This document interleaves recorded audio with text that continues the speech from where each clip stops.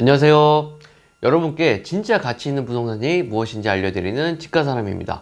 여러분, 제가 일전 영상에서 고시원 투자하기 좋은 때다 라고 말씀드린 적이 있었죠. 최근 전세 사기 등으로 전월세 거주를 불안하신 분들이 더 많아지고 있고, 입지가 좋은 곳에서 살고는 싶은데 주거비가 많이 드니까 대체 상품으로 고시원 선택을 하는 수요가 더 많아질 거다 라고 이야기를 드렸습니다. 오늘 여러분께요 소개해드릴 경매 물건은 고시원입니다. 방이 무려 19개나 되는 물건이에요. 한 호실당 월세를 30만원씩만 받는다고 쳐도요 약 한 달에 570만원 정도 수익이 되는 물건입니다. 입지도 1호선 복명역에서 도보 10분 내에 역세권에 위치해 있고요, 무엇보다 가격이 굉장히 매력적입니다. 감정가격 5억 6천만원에서 1회 유찰된 3억 9천만 원의 매각이 진행되는 물건인데요. 최근 고시원 상품 같은 경우 인기가 많아짐에 따라서 권리금이 점점 더 높아지고 있습니다. 그런데 부동산 경매에서는 권리금 프리미엄이 없이 거품 없는 가격으로 부동산을 살 수 있다는 장점이 있다는 거 아시죠? 그럼 지금부터 본격적으로 오늘의 고시원 경매 물건 살펴보도록 하겠습니다. 주소는 충남 천안시 서북구 쌍용동 1138-1번지입니다. 건물의 외관은요 상당히 깨끗해 보입니다. 관리가 잘 돼 보여요. 감정가격 5억 6,400에서 한번 유찰된 3억 9,500에 진행이 되고 있고요. 토지 면적 54평, 건물 면적 89평입니다. 건물 전부, 토지 전부가 진행이 되고 있는 경매 사건이에요. 자, 지도를 한번 보면요, 1호선 순천향대학병원 복명역에서 지금 도보로 약 10분 거리고요, 약 700m 거리에 위치하고 있습니다. 복명역 바로 앞에는요 순천향대학병원, 천안병원이 앞에 위치를 하고 있고요. 이렇게 학교들이 있고 교육관이 있고, 우리 경매 사건 같은 경우에는 학교, 아파트, 다가구, 빌라들, 그리고 상가들이 혼재한 지역 바로 옆에 위치하고 있다는 것을 지도상으로 볼 수가 있습니다. 자, 외관을 보면은 그래도 나름 깨끗하게 관리가 잘 되고 있다는 것을 알 수가 있습니다. 제가 방이 19개라고 얘기를 드렸잖아요. 보통 20에서 25만원, 30만원까지도 받는 것을 확인을 했습니다. 자, 권리 분석을 잠깐 해보도록 하겠습니다. 지금 강제 경매로 청구 금액이 5천만원입니다.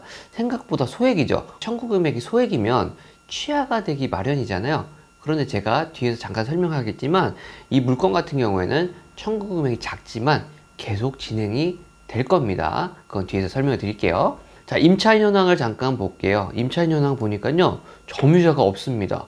조금 놀랍지 않으신가요? 채무자가 점유하고 있는데요 임차인이 없습니다. 심지어 전입세대 열람도 깨끗해요. 뭔가 이상하지 않나요? 보통 다가구나 고시원 물건은요 임차인들이 많이 들어있어서 명도하는 게 주요 고려사항입니다. 그런데 이 물건은요 명도 걱정이 없어요. 소유자는 인도명령 대상이니까 신경 안 쓰셔도 되고, 그런데 점유자가 없다는 게 뭔가 쎄합니다. 느낌이 이상하지 않으신가요? 기일내역을 보면요 2022년도 3월 4일에 4억 6,700만 원에 단독 입찰로 낙찰을 누군가 받았습니다. 그런데 미납을 하셨어요. 미납을 하게 되면 선납한 입찰 보증금 어떻게 되죠? 배당재단에 몰수되는 건 모두 아시죠? 이 낙찰자분은요 보증금 3,900만 원을 몰수당했습니다. 약 4천만 원을 몰수당한 거예요. 어디 회사 1년치 연봉을 숨도 쉬지 말고 고스란히 그냥 모아야 되는 돈입니다. 도대체 왜 미납했을까요? 미납 사유는 개인의 이유기 때문에 정확한 내용은 알 수 없지만 추정은 해볼 수가 있습니다. 어떻게 하냐면요 문건 송달 내역을 보면 좀 알 수가 있어요. 한번 열어보겠습니다. 자, 문건 송달 내역을 보면 3월 4일에 해당 물건이 낙찰이 되었는데 6일 뒤인 3월 10일에 매각 불허가 신청서를 최고가 매수 신고인이 제출을 했습니다. 매각 기일날 이 물건이 낙찰되면 매각 허가 불허가를 판단하는데 최고가 매수 신고인이 매각 불허가 신청을 했네요. 그런데 이게 받아들여지지 않았나 봅니다. 그래서 매각 허가 결정이 났어요. 그랬더니 최고가 매수 신고인이 또 매각 허가 결정에 대한 취소 신청을 합니다. 그리고 즉시 항고, 경매 절차 정지 요청도 해요. 최고가 매수 신고인이 엄청 적극적으로 이 물건, 이 낙찰받은 물건을 취소시키려고 애를 쓰는 모습을 볼 수가 있습니다. 자, 좀 더 볼게요. 3월 22일 날 보면요. 23일, 24일, 25일 연달아서 탄원서를 제출한 것을 볼 수 있습니다. 그랬는데 받아들여지지가 않았던 것 같아요. 그 후로도 길 연기 신청도 하고 법원 보강금 환급 신청도 합니다. 여러 가지 등등 계속합니다. 여러 가지 방법으로 애를 썼는데 결국 미납 처리까지 됐습니다. 그리고 재매각 기일이 잡힌 거예요. 자, 여기서 우리가 캐치해야 되는 포인트가 뭘까요? 세 가지 정도로 정리해서 말씀드려 볼게요. 자, 첫 번째는요. 지난 사건의 최고가 매수 신고인이 매각 불허가를 받기 위해서 진짜 엄청나게 애를 썼습니다. 이 말인즉슨 그 사람이 이 부동산을 산 가격이 가치 대비 비쌌다라는 것을 알 수가 있습니다. 낙찰 받고 난 후에 무언가 내부 하자를 알았을 수도 있고요. 아니면 본인이 시세 조사를 잘못했을 수도 있습니다. 문제가 있었기 때문에 이런 행동을 보였다는 거죠. 그러니까 우리가 입찰을 하려고 접근할 때에는 그 이유가 무엇인지 파악하는 것이 상당히 중요한 겁니다. 자, 두 번째는요. 청구 금액이 부동산 가치 대비 현저히 낮습니다.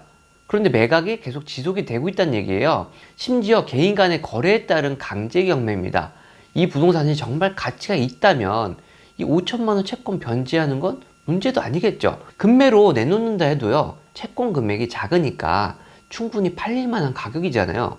그런데 경매를 취하시키지 않고 계속 진행시키고 있다는 건 이 부동산이 일반 매물 시장에서는 소화가 되지 않는 매물이다 라는 것을 우리가 알아낼 수 있어야 됩니다. 자, 세 번째는요. 임대차가 없이 전부 공실이다 라는 점입니다. 경매가 진행되는 물건이라도 임대료를 시세 대비 낮춰서 월세를 놓을 수도 있잖아요. 하지만 이 물건은 소유자이자 채무자 외 아무도 없는 공실로 비워져 있는 상태입니다. 상식 수준에서 이해가 되지 않죠. 이런 경우에는 경매 입찰자들에게 매력적으로 보이기 위해서 일부러 전부 공실을 만들어서 명도 난이도를 낮춰 두었거나 아니면 실제로 임대차 수요가 없어서 강제적으로 공실이 되었을 가능성도 있습니다. 자, 여러분은 전자로 생각하세요? 후자로 생각하세요? 오늘의 경매물건 어떠신가요? 방이 무려 19개나 되고 역세권에 위치해 있는 고시원입니다. 가격도 무려 3억대예요. 너무 매력적으로 보이는 물건인데요. 하지만 내용을 자세히 뜯어보니까 이 부동산 정말 가치가 있는 걸까? 라는 의구심이 듭니다. 이 물건에 입찰해보고자 하시는 분들은요. 제가 오늘 영상에서 찝어드린 포인트들을 정확히 점검하시고요. 성공적이고 안전한 투자를 하시기 바랍니다. 한번 배워서 평생 써먹는 제대로 된 부동산 가치 투자 방법을 배우고 싶으신 분들은요. 더보기란 참고하시고 집가사랑 경매학원을 찾아주시기 바랍니다. 경매 초보부터 실전 투자자까지 항상 함께하는 집가사랑 경매학원이 되겠습니다. 항상 여러분의 성공적이고 안전한 투자를 응원합니다. 시청해주셔서 감사합니다.